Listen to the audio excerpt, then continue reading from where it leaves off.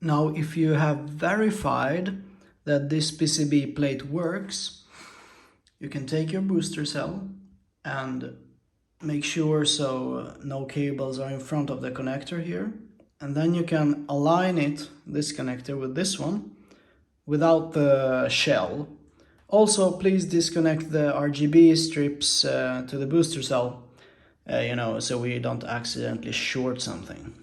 Then you carefully align the booster cell with the core, like this. There we go.